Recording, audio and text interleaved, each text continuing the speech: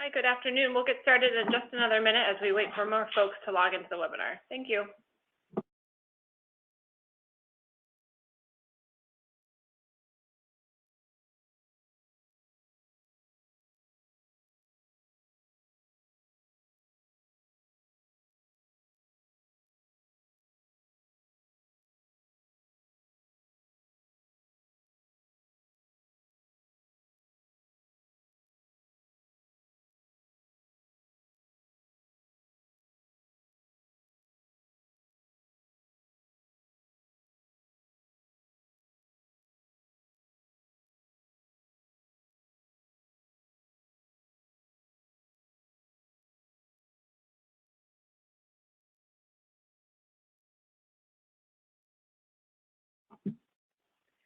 Hi, good afternoon. Welcome to our webinar today, Pump Up P.E, dropping the ball on Daily P.E. Get rolling with tips and tricks to creatively fit high-quality daily P.E. into the school day for all students.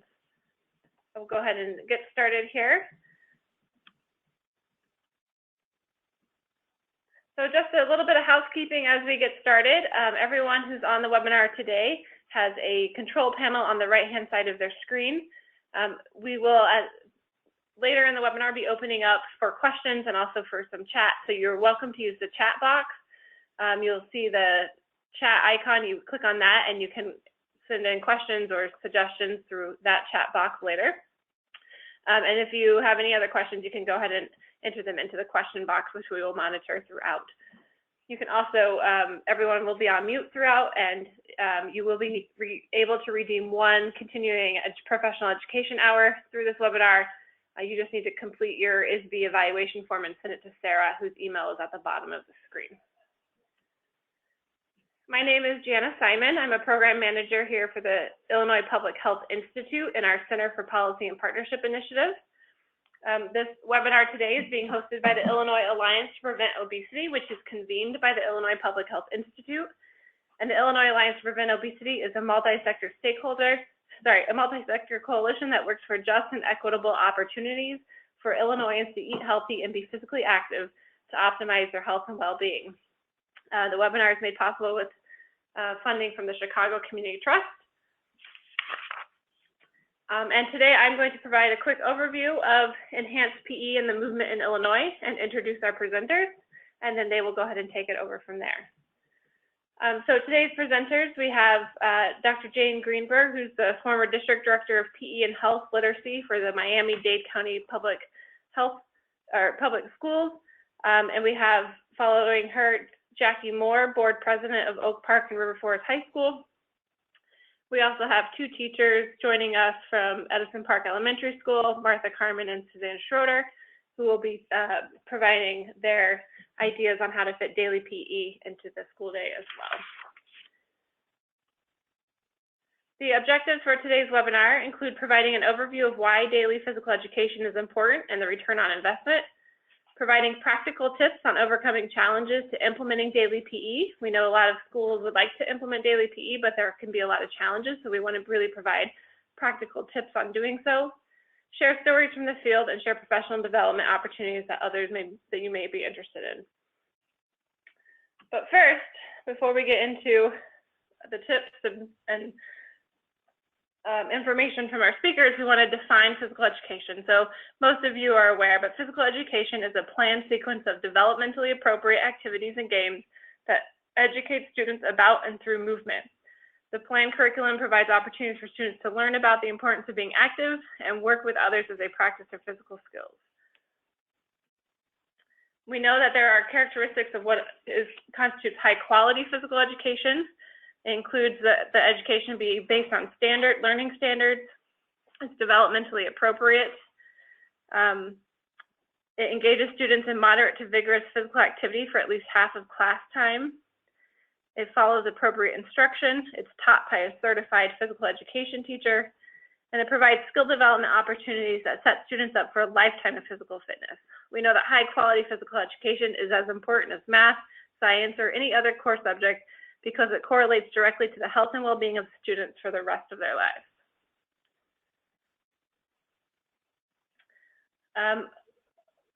Sometimes physical activity and physical education are used interchangeably, but they should not be. So what's the difference? Physical activity is the movement of the body that expends energy, whereas physical education, again, is that planned, sequential, and developmentally appropriate K through 12 curriculum that provides cognitive content and learning experiences that uses physical activity as a teaching tool. And we want to go ahead now and have a poll of our audience to see who's joining us today to get a better sense. So we will go ahead and launch the poll, and we want you to just describe the role your role. So are you an administrator, a teacher, a public health or school wellness professional, or other? And if you want to let us know what that other is, you're welcome to put it into the chat box. So the poll is open. If you could go ahead and click your role, then we can get a sense of our audience.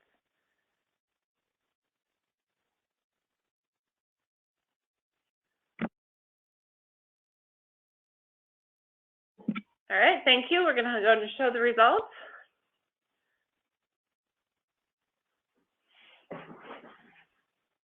So it looks like most of you are teachers and a couple of others. So we will figure out who those others are. I don't know if anyone put it into the chat box. So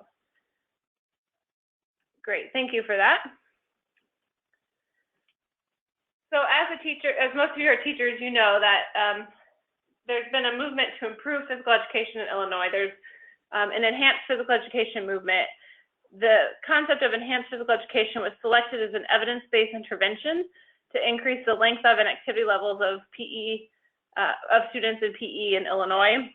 And this dates back to some efforts in 2011 where the State Board of Education and the Illinois Department of Public Health joined the Illinois Public Health Institute to review a set of evidence-based practices recommended by the Centers for Disease Control and Prevention's Guide to Community Preventive Services.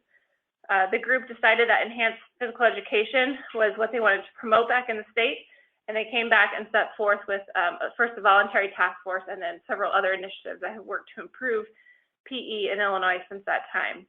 And the goal of the enhanced physical education approach is to get kids moving in moderate to vigorous physical activity for at least 50% of class time.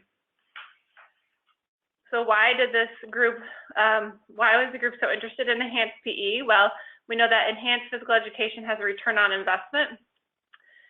It was selected because regular physical activity is associated with a lower risk of developing chronic diseases such as type 2 diabetes, heart disease, and some cancers. There's a growing body of neuroscience research demonstrating a connection between physical activity and improved student academic outcomes and behavior outcomes as well. So better learners, better health, and better behaviors was the bottom line. Lots of research points to various portions of what you see here on the screen, but we know that students with good cardiorespiratory fitness, for example, in one Illinois middle school were more than 2 times as likely to meet their ISAT standards than students who were not in the healthy fitness zone. For better behavior, we know that a Texas study showed that higher physical fitness levels was associated with better school attendance rates and fewer disciplinary incidents. We know that studies repeatedly show a positive association between fitness and academic achievement as well. And of course, from a public health perspective, being physically active reduces the risk of chronic diseases. Many of you, especially if you've joined our webinars in the past, have seen the slide.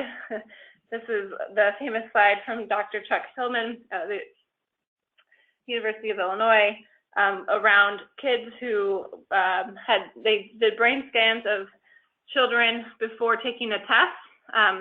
The image on the left shows a composite brain scan of kids who were sitting quietly before their test, and then how their brain lit up during the test.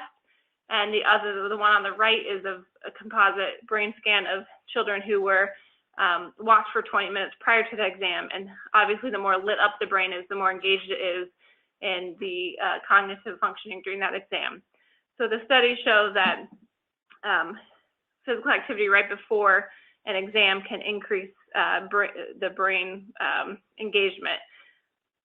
And also, studies show that children score a full grade level higher in reading comprehensions after physical activity than after a period of rest.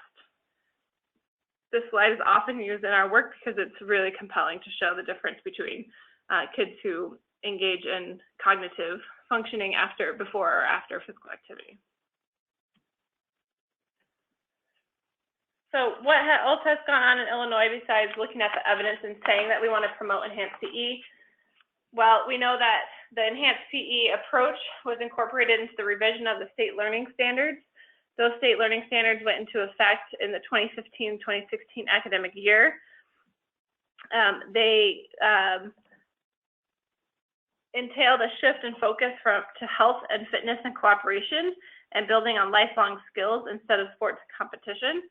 And State Goal 19 now includes language on making sure students are engaged in daily, moderate to vigorous physical activity, which was effective again during that 2015-2016 academic year. A new law also was created to require fitness testing to help students achieve and maintain a health-enhancing level of physical fitness based upon continual self-assessment. And that went into effect in the 2016-2017 academic year. The first round of assessment data, by the way, is available now on the State Board of Education's website. And you can, under the quick links for enhanced PE, so you can see the website on the screen here. If you go to the quick links, you can see a summary of the data as well as an Excel spreadsheet of school-by-school results. Also in 2016, all Illinois public schools now include the average number of days of PE they provide per week per student on their Illinois report card. So Daily PE, in the last legislative session, we do know that in the critical school funding reform bill, which we support because it moves to a more evidence-based funding formula, there were changes made to the Daily PE requirements. We just wanted to note that we still encourage Daily PE, even though the state requires now just a minimum of 3 days per week. So joining us today, we have Jackie Moore, board president of the Oak Park and River Forest High School.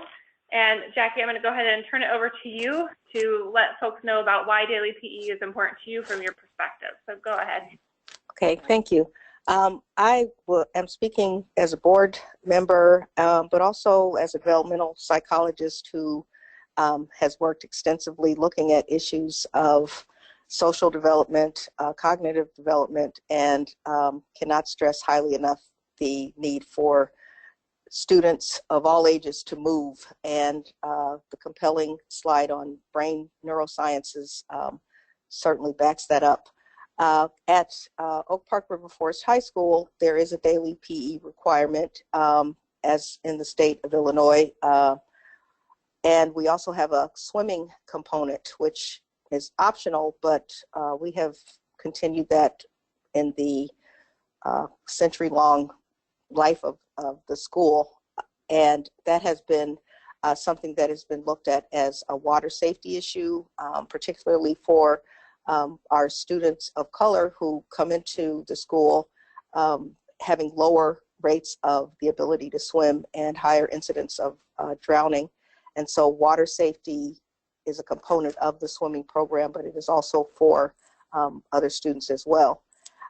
There's a wide range of activities that are offered, and they have to do with everything from team sports to individual wellness, yoga, fitness room, learning how to use machines. There are dance classes, and students are offered the opportunity to try out different things over a semester. So it allows for students who may not have ever had an opportunity, say, to play tennis, to try that out for a quarter. We have a component that looks at safety and self-defense for our female students, and we have connected that with our health program.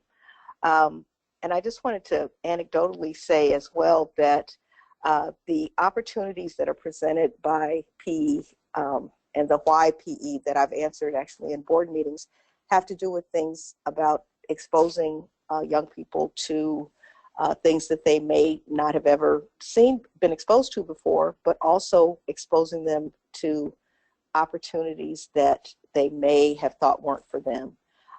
Two examples that stick out in my mind are, one has to do with water polo.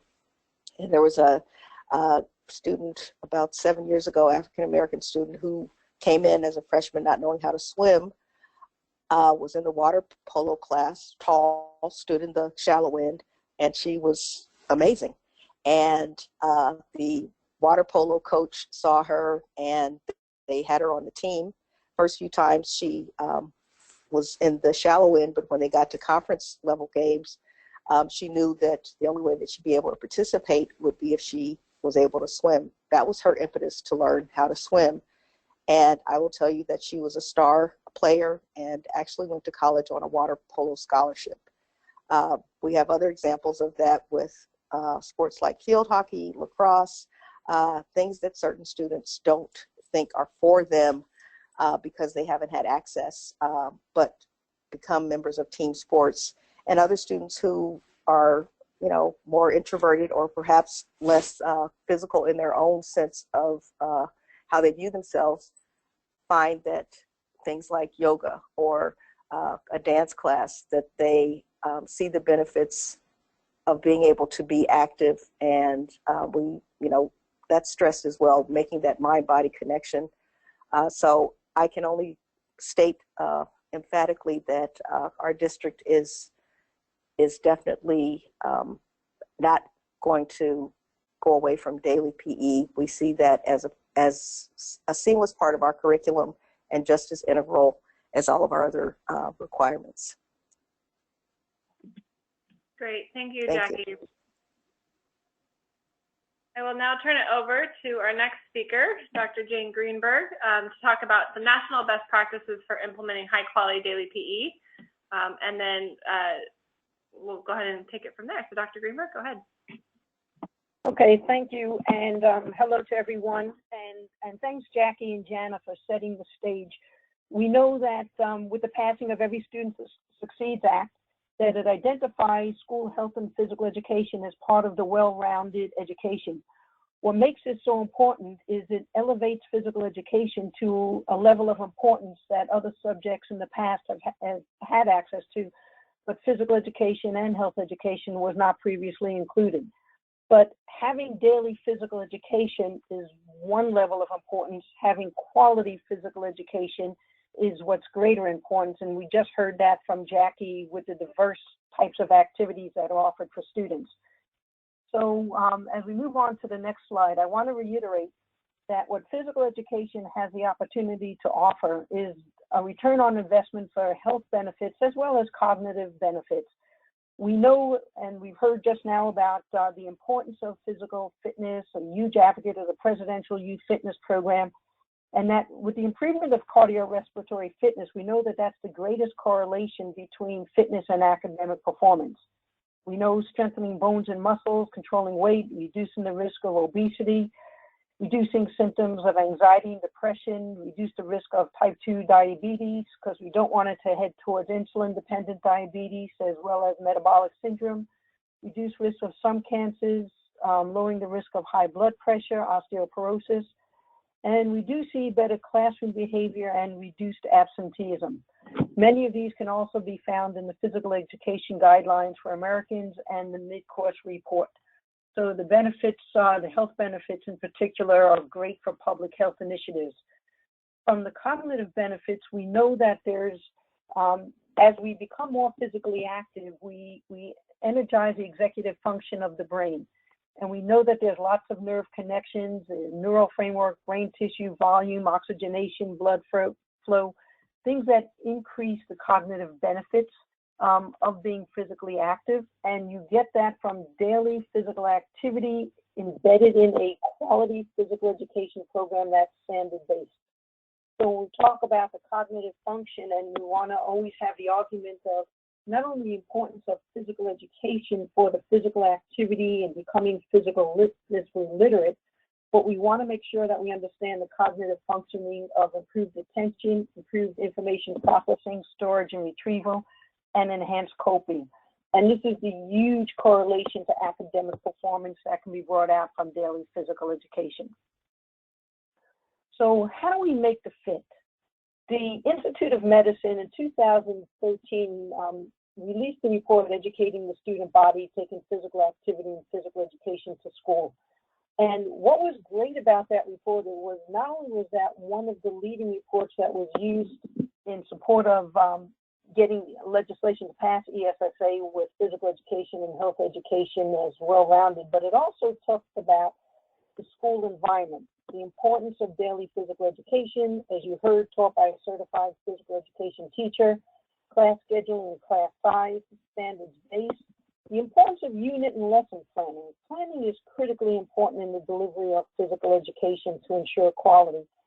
And 60 minutes or more during the school day in the school environment.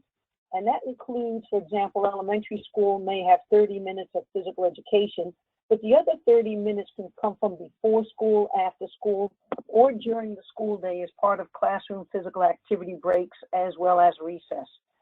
So one of the best slides that I like to show is for people that say, well, physical education doesn't fit into the class day. So this is one of many models that shows how physical education fits in 30 minutes every day. There's other models that show how physical education daily can go throughout the school day.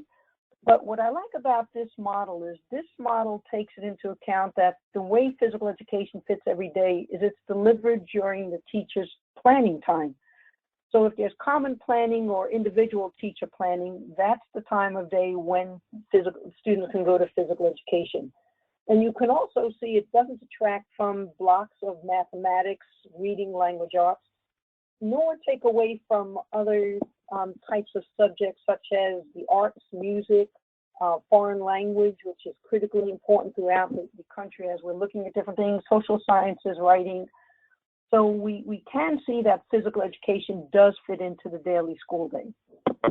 So what have we seen about some of the commonalities and national best practices? Well, the first thing that should happen, and you can see this in the enhanced physical education model that you all are using, is the development of a curriculum map, which aligns the learning standards and teaching across grade levels, and including a variety of instructional models.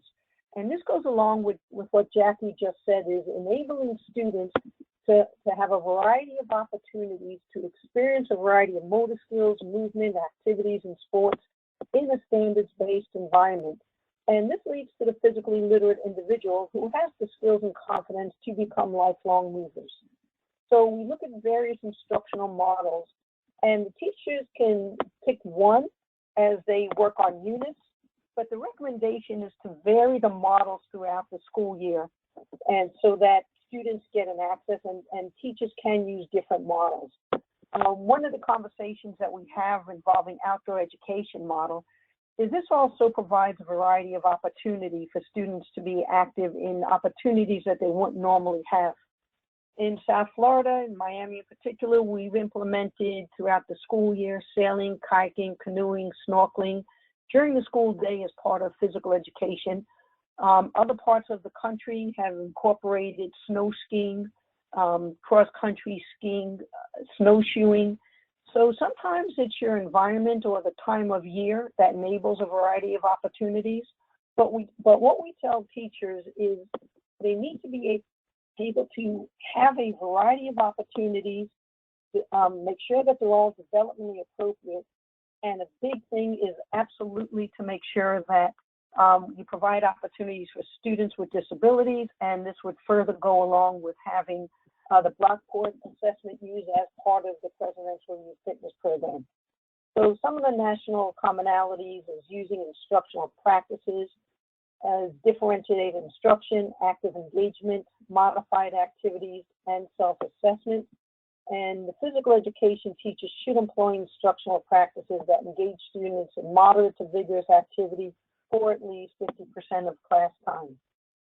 So on the next slide, we can see that daily physical education for all really does mean daily physical education for all with full inclusion.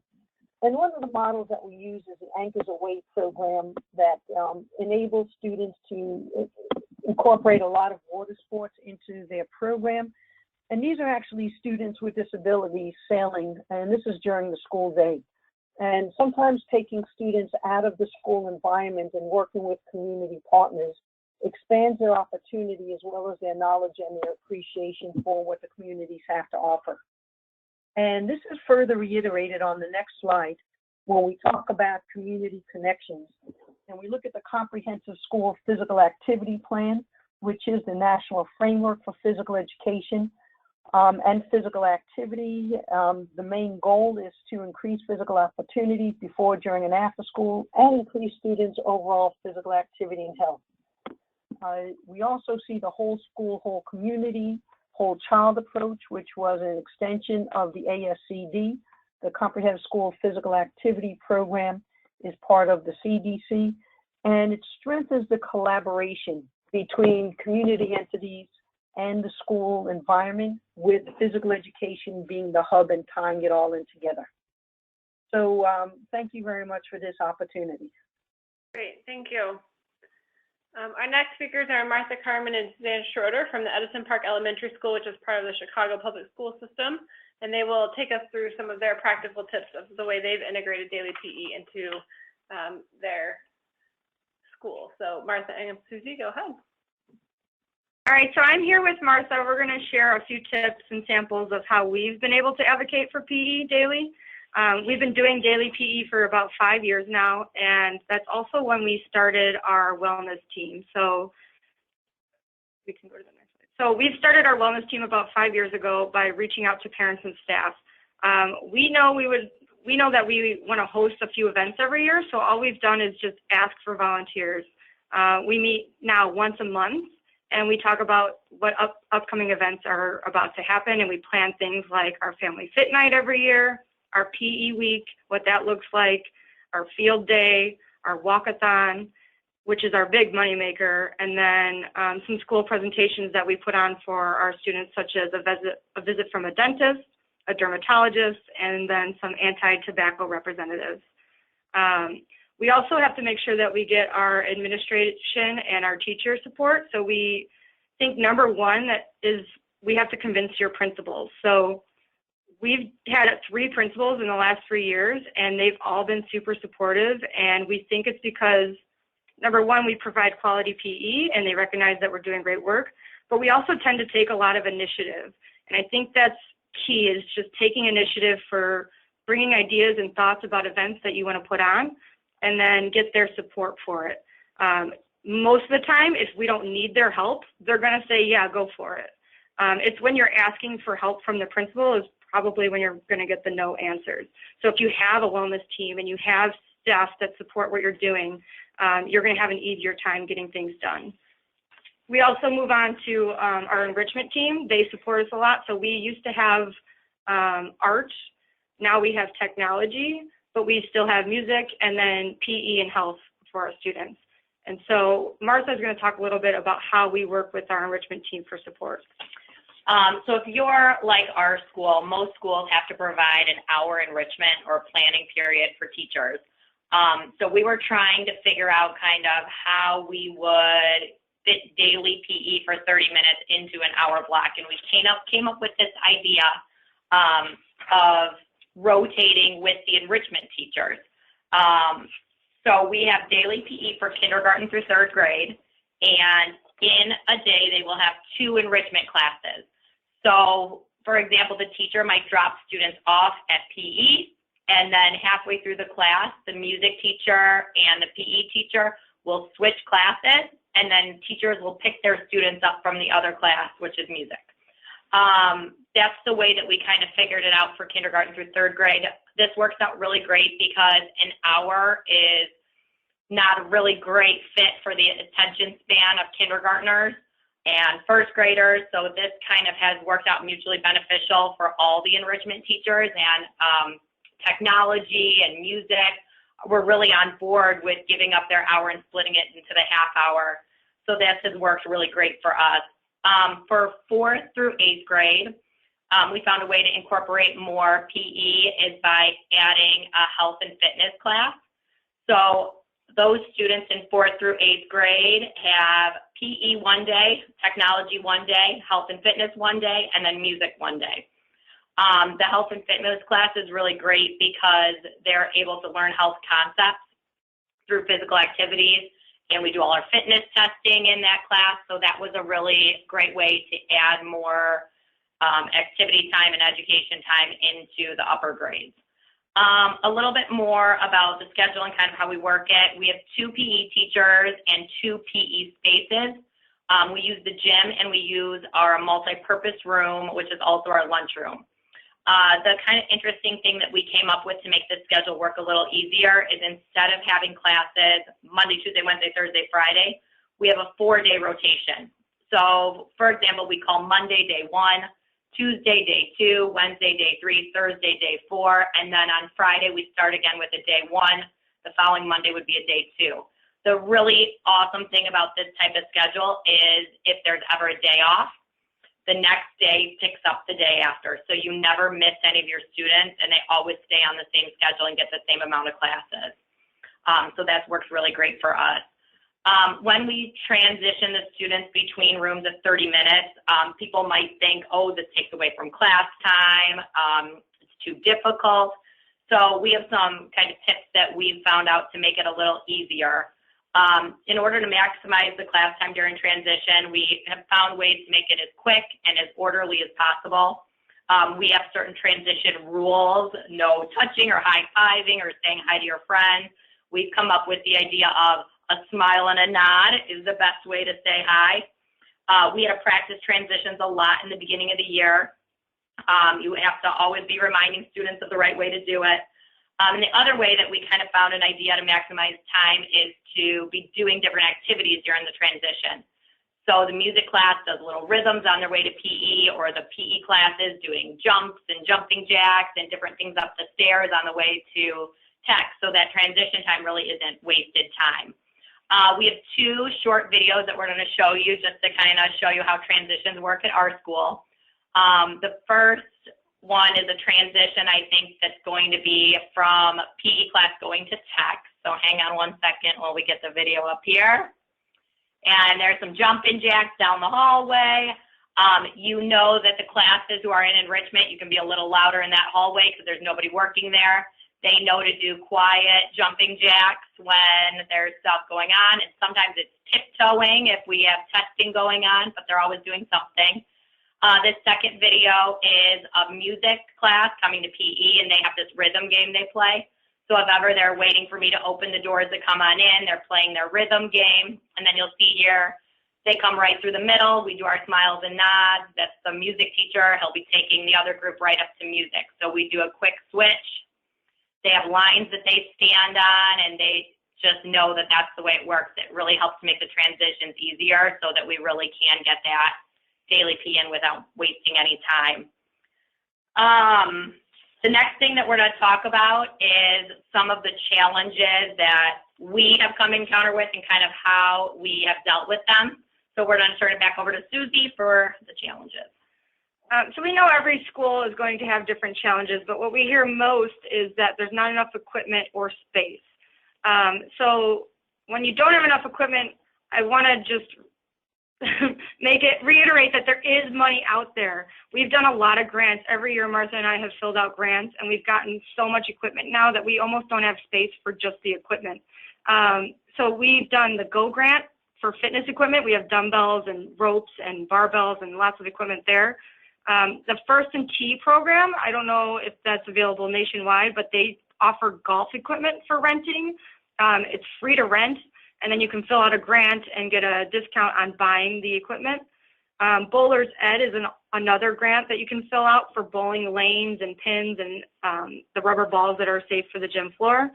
And then we also do our yearly walkathon every year where we get a ton of money for our PE department only, and we can choose how we want to use that with our wellness team. So in the past, we've bought new water bottle filling stations for our water fountains. We bought stencils for our outdoor play space, and tons of equipment for our after-school programs.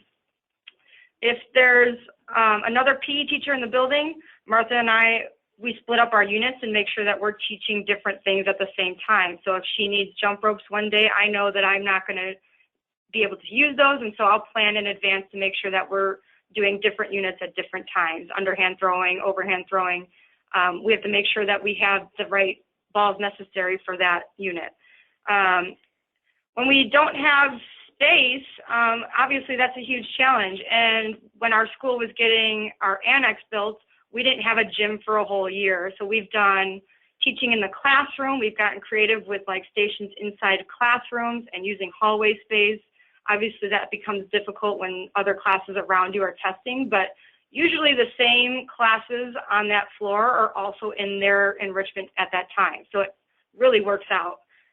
You have to also get creative with outdoor games. We knew that we weren't going to have the gym space, so we bought outdoor badminton stuff, and we bought outdoor bag sets and frisbee golf, so things that you can do outside. We also have reached out to our local park. We were able to walk over there. It was like 3 blocks away, and we were able to borrow their tennis courts for a few months.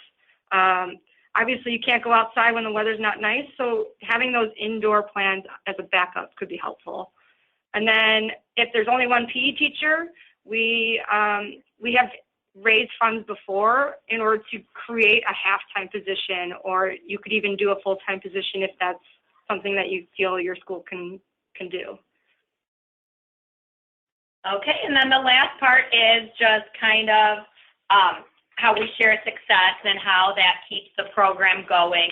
Talking about the awesome things that are happening in PE at your school really has helped here to generate awareness of physical education and what's going on, and generate excitement and support. So it's something that we try to do. I try to include stories in our newsletter, put things up on the website so that people see what's going on in PE and get excited about it. We always celebrate National Physical Education and Sports Week, which is the first week of May, and that's always a good way to raise awareness. We share fitness data. We work with our students to set fitness goals. We recognize the achievements of students who are meeting their fitness goals. Everyone likes to hear about data and how you can show what you're doing, and FitnessGram data is a great way to kind of show that, hey, PE is really important because it's helping us to get to this place.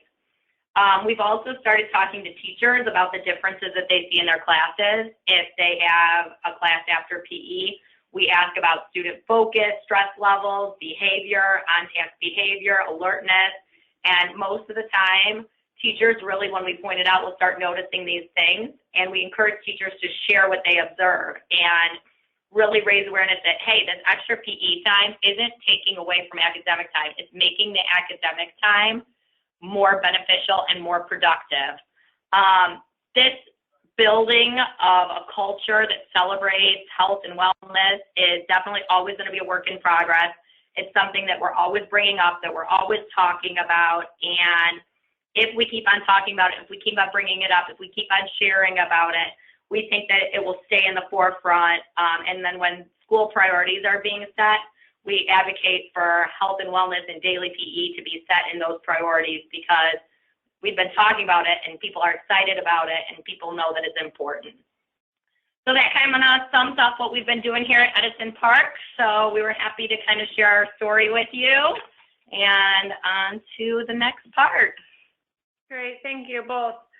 So we will have time for Q&A at the end, but what we wanted to do now actually is open it up to all of you as attendees, because I'm sure some of you have questions or challenges you'd like to share, maybe get feedback from our speakers on, and or have ideas for others. So we would like everyone to take a moment to think about any challenges you have in implementing daily PE at your schools, and go ahead and list out any challenges you have in the chat box.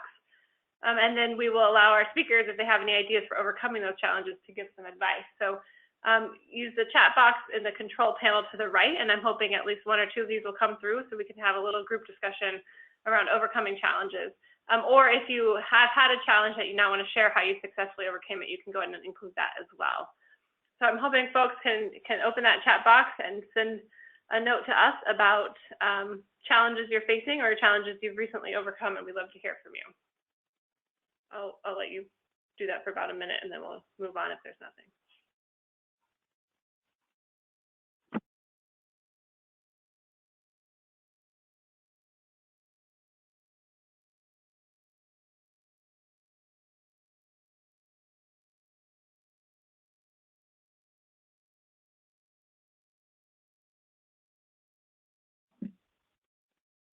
Okay, looks like there's one that's come through.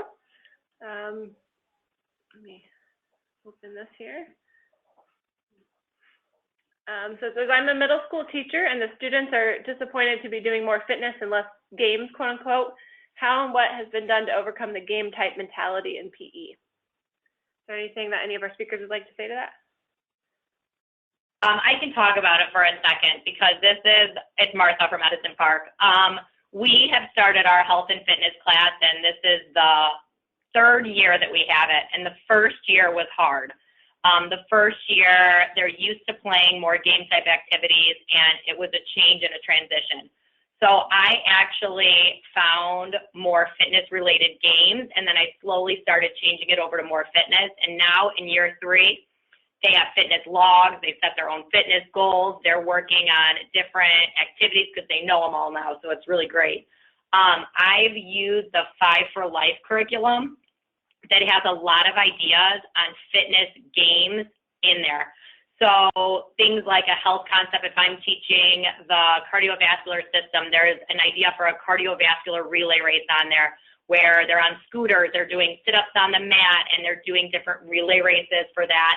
Or there's like an oxygen intake 4-square game. So there's a ton of games in that curriculum that are still teaching health concepts or teaching fitness activities. And then it's slowly just adding more and more of the fitness, and they'll get used to it. It's hard when it's new, but they end up getting really excited about it and really into it once they learn more how to do it. Great, thank you. Any other ideas from the speakers before we move on to the next question? Yeah, this is Jane. What I'd like to add is that it's also the way teachers organize their classes, especially with large group games, that you can increase the level of fitness of students by doing different things of, instead of like playing, 5-on-5 basketball, use shorter courts and do 3-on-3, which enables more kids to be active. The key is eliminating the wait time and the sedentary time during physical education class. As you transition from activity to activity, the kids can move quickly. So every minute of physical education, as much as possible, should be movement time, and that way they increase their fitness and not standing around waiting for a turn to participate. Great, thank you. The next question is, I'm one teacher for 250 students with one small gym. There's not enough time or space to see all the grades every day, even during the month that you can use outdoor space. Do you have any suggestions?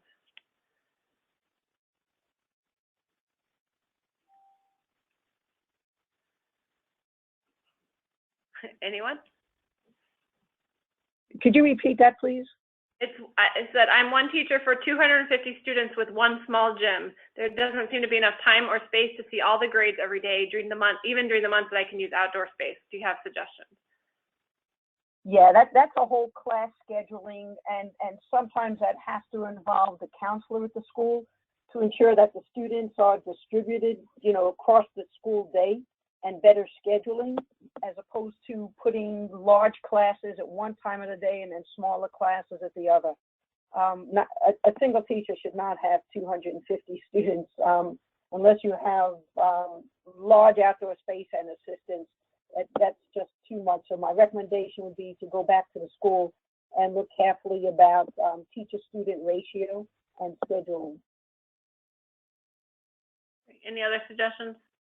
And we'll share a little bit about that too. So Edison Park is about 600 students, and obviously there's the 2 of us that are teaching PE.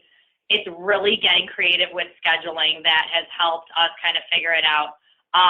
There's usually someone in the building who's a really good scheduler, and you got to kind of make friends with that person and sit down with them and work with them and say, well, what if we do this? What if we do this? What if this class comes at this time, and instead of doing lunch duty, maybe I can have PE classes during that time, and really maximizing your teaching time to try and do that. So we've found that works when we can be helping to create the schedule and sitting down with that scheduler and working together as a team approach to make that schedule happen.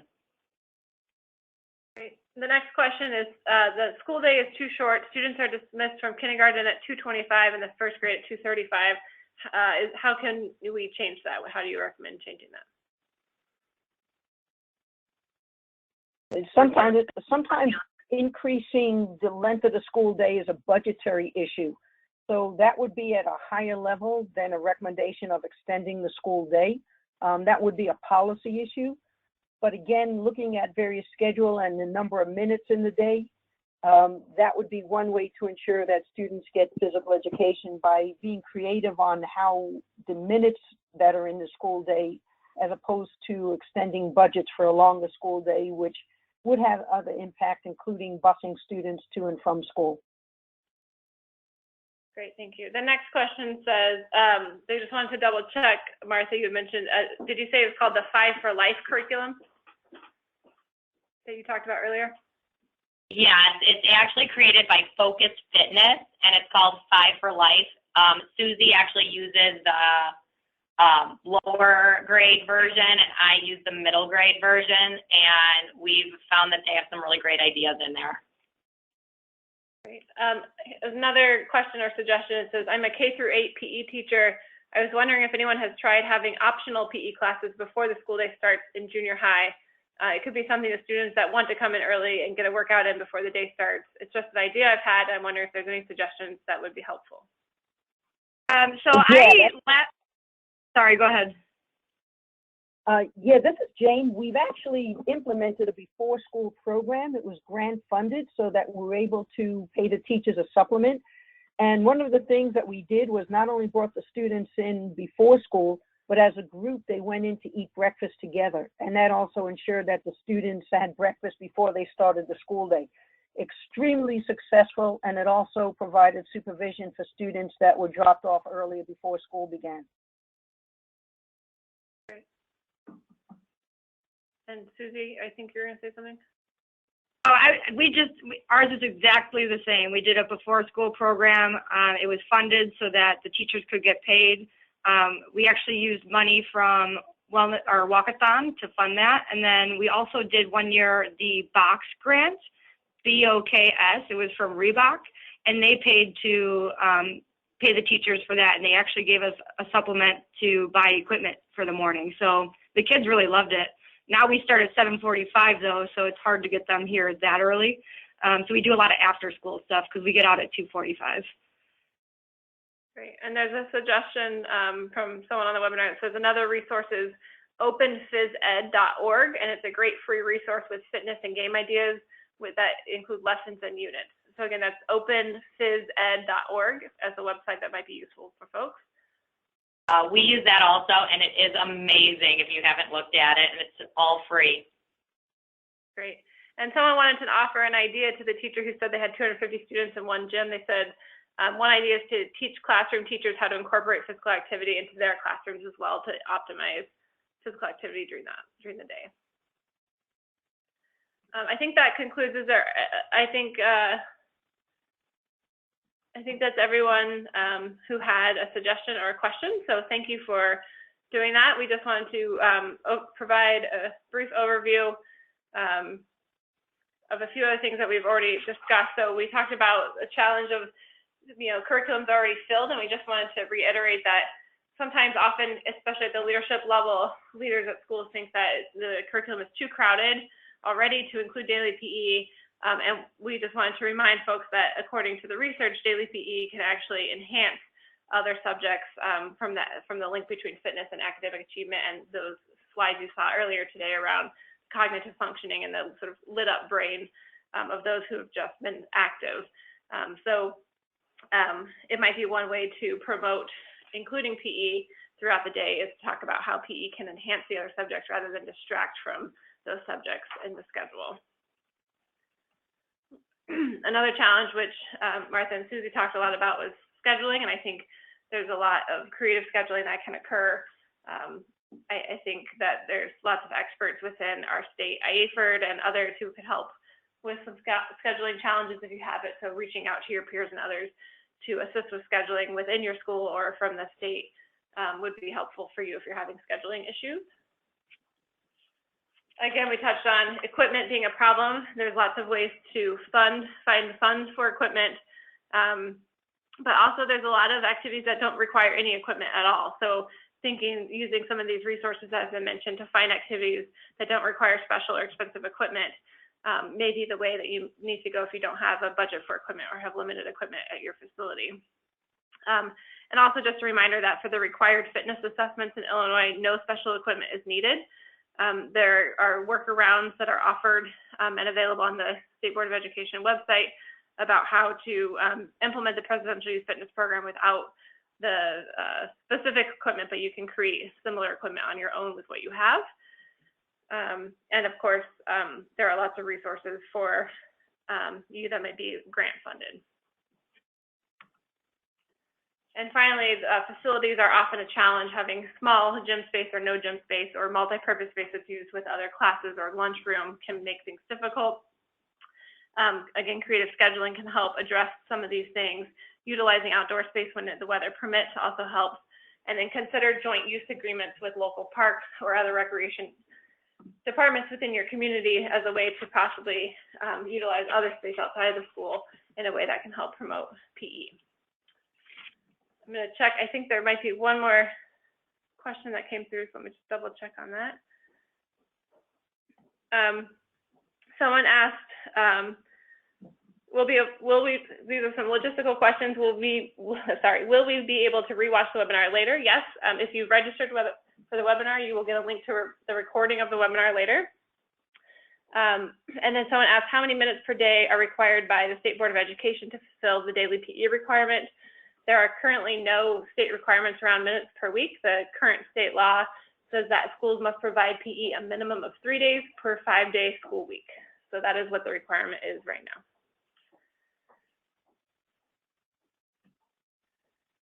So just to provide a few more resources before we conclude, I think we've talked about the return on investment, and everyone knows that, again, improved academic achievement, health, and behavior are all return on investments from physical activity and physical education. And we wanted to let people know about a few professional development opportunities from the Illinois Public Health Institute. We run a program called the Pump Up P.E. program, promoting health, learning, and lifelong fitness. This is a full-day training program for teachers to learn more about the revisions to the state learning standards for physical development and health, the fitness testing requirements, as well as specific tips for game modifications and other ways to include enhanced PE in your classroom activities. A few reasons you might want to attend one of these trainings. It's proven to show real results in the classroom. An independent evaluation found that teachers who joined the training and received some technical assistance were able to increase moderate to vigorous physical activity levels in their classroom. So you can see a real change in the way the students' activity levels are. It can help strengthen your curriculum. It helps you meet the state PE requirements. It can maximize students' academic achievement and support lifelong fitness. And we've had a lot of positive feedback on the training. Again, we've trained over 1,000 PE teachers across Illinois from more than 300 districts so far, and we'd love to continue training more. There are a variety of options. There's a full day training, which is the full sort of workshop-based day. There are shorter half-day trainings, which are more of a high-level overview, which might be good for an institute day or something that's shorter, around 3 hours. And we also have some technical assistance packages from our PE expert team. We have a group of PE experts who are willing to go out and help teachers implement overcome any challenges or implement any of these changes or help align curriculum, for example, to the learning standards. So you can learn more on the Illinois Public Health Institute's website here, iphionline.org/pumpuppe. And we just wanted to let you know there are some trainings coming up. So February 6th in Robinson, Illinois, there's a free training. It's grant funded by the Illinois Prevention Research Center. There's one in Macomb, on February 14th, registration. There is a registration fee for that one. There is also one in Mount Vernon, but that one has been full, so we took that off the list. On Friday, March 2nd, there's one in Kane County. It's free for teachers who live in Kane County, Illinois, and then a registration fee applies if you're outside of Kane County. That's in Aurora. And then Thursday, March 8th, there's one in Champaign that's also free, funded through a grant from the Illinois Department of Public Health. So if you're interested in attending any of our Pump Up PE trainings, you can go to our website again and register there. So at this point, we wanted to open it up to questions. We have about 5 or 6 minutes remaining on the webinar. So if there are any final questions for the speakers, please go ahead and type those into the chat box, and we can try to answer those before the webinar ends.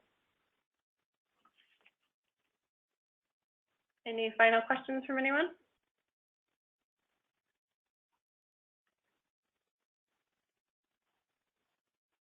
It looks like someone may have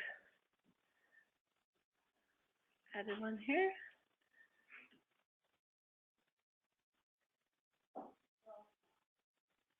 All right, last chance. I see no.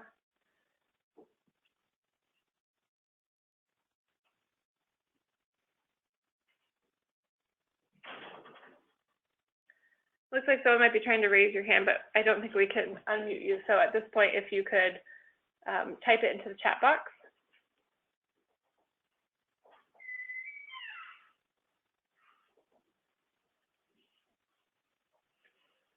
All right, at this point, I think there are no additional questions, so I want to thank our speakers once again for your time.